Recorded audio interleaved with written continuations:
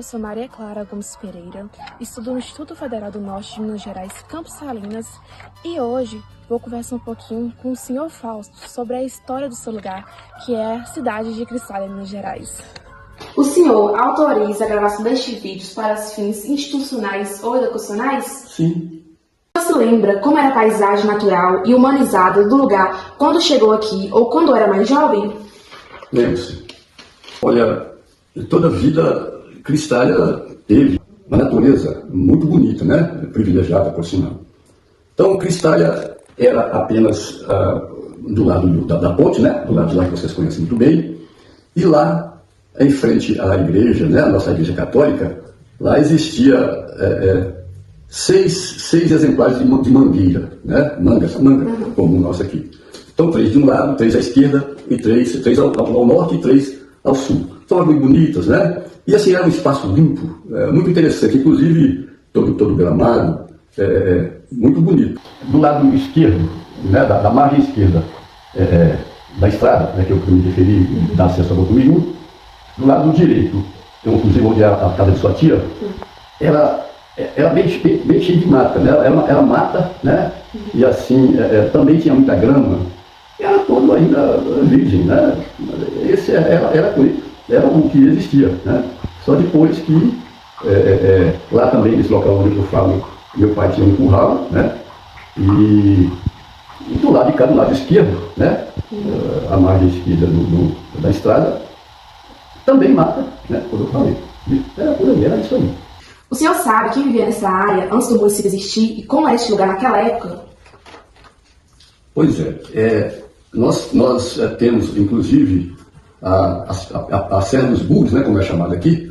Os bugres é um tratamento comum dado aos índios, né, que passaram por aqui. Inclusive, nós temos até desenhos, né, confeccionados por eles lá onde eu falo, na Serra dos Bugres, e está lá ainda perfeita, né, essas pinturas perfeitas que podem ser vistas, né.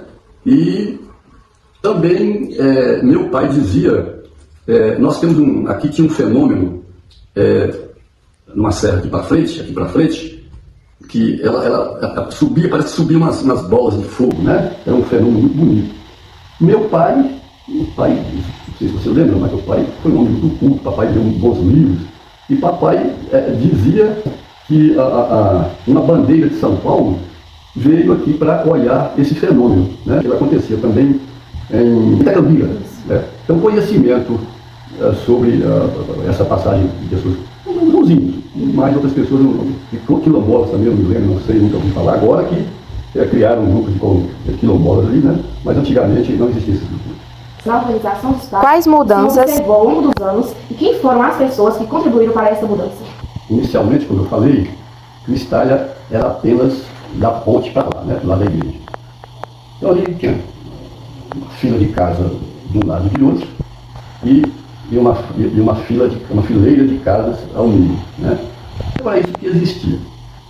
E depois, né, que Cristália cresceu do lado da ponte, vamos dizer assim, né? E houve então essa mudança. A partir do momento que Cristália se tornou independente, né, se emancipou, ela vem se desenvolvendo vagarosamente, né, com a entrada de Ilupurelli Borges como prefeito. Ele já iniciou algumas mudanças, né, como estradas, né, no município,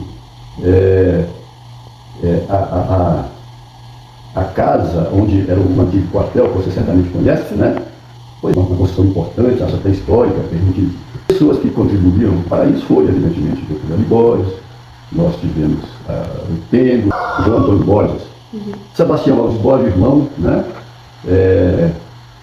Teodomiro Borges. Aliás, Teodomiro Borges foi um dos grandes que contribuíram ao desenvolvimento de Cristália, né? E depois disso, aí vem, né, a criação do cemitério, não sei se encaixa nessa mesma pergunta. Encaixa. Vem cemitério, construído já quando Cristália ainda era distrito de Domogol. E assim, as mudanças aconteceram vagarosamente, já aconteceram, né? Você vê que hoje, né, nós temos ruas asfaltadas por toda a cidade. Enfim, mudanças consideráveis, né? Quais lugares lugares representam as histórias, costumes e tradições da população local? Nós temos alguns. Nós temos, acho que principalmente, Clotilda, né? Local até hoje bastante interessante. E também Boa Vista, né? Festa de setembro, né? Festa de outubro. São essas festas tradicionais nossas aqui, mais robustas, festas mais animadas, né? Hoje parece que o povo abandonou um pouco essas festividades, mas elas ainda predominam e são as festas mais interessantes que nós temos aqui. E foi essa a nossa entrevista. Fausto, muito obrigada por ter me atendido, agradeço de coração mesmo. E aqui fica um pouco das histórias, né, de Cristália, como era antigamente, e foi isso. Muito obrigada a todos.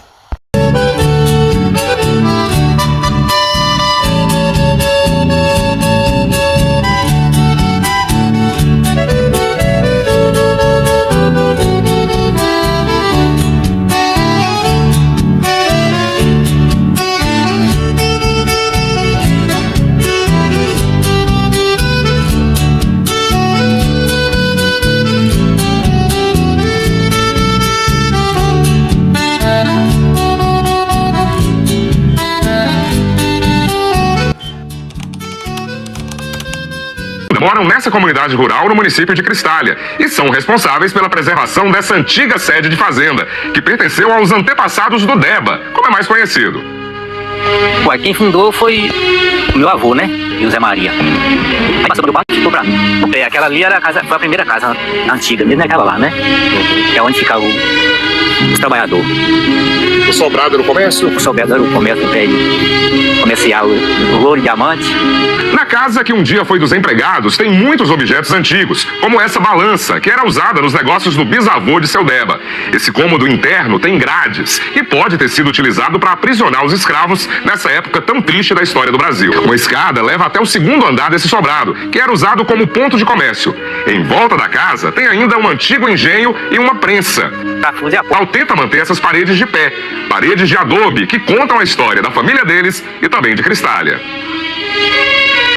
O município tem feito um trabalho para catalogar e preservar o patrimônio histórico. É a Ponte de Pedra, um dos mais curiosos atrativos turísticos aqui da cidade de Cristália. Outro lugar marcante é a Serra dos Bugres, que tem muitas pinturas rupestres, que mostram um pouco de como era a vida dos antigos moradores da região há milhares de anos. É possível avistar esse maciço rochoso, chamado de Morro do Chapéu, que é o ponto mais alto do município. Duas cavernas que ficam no sopé da montanha. A primeira caverna, onde chegamos, é mais curta, mas já dá pra ver que a natureza por aqui esconde com cuidado as suas belezas. Mais alguns metros de caminhada e chegamos na maior delas. E logo na porta, um morador estava lá para nos receber. Uma cascavel, cobra venenosa, mas que pôde seguir seu caminho em paz. Até parecia que ela estava lá para proteger a entrada do local. E tem até lenda que fala sobre isso. Eu conheci essa caverna há muitos anos. Os bandeirantes travaram uma briga aqui com os índios, né? E os bandeirinhos estavam trazendo ouro, muito ouro.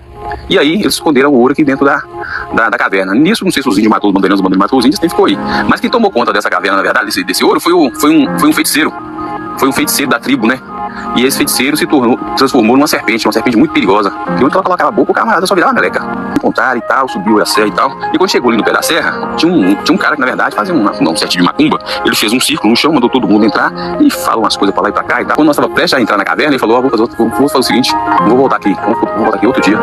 Eu vou vir de helicóptero. Aí nós buscamos ouro. Mas até hoje não apareceu. Tá? Mas eu acredito que aqui tem alguma coisa escondida, porque no final da caverna tá desabado. E lá dá sequência pra outro salão seguindo, sabe? Mas não apareceu nenhum caçador de ouro desses aí, não, né? Não apareceu nenhum caçador de ouro, não.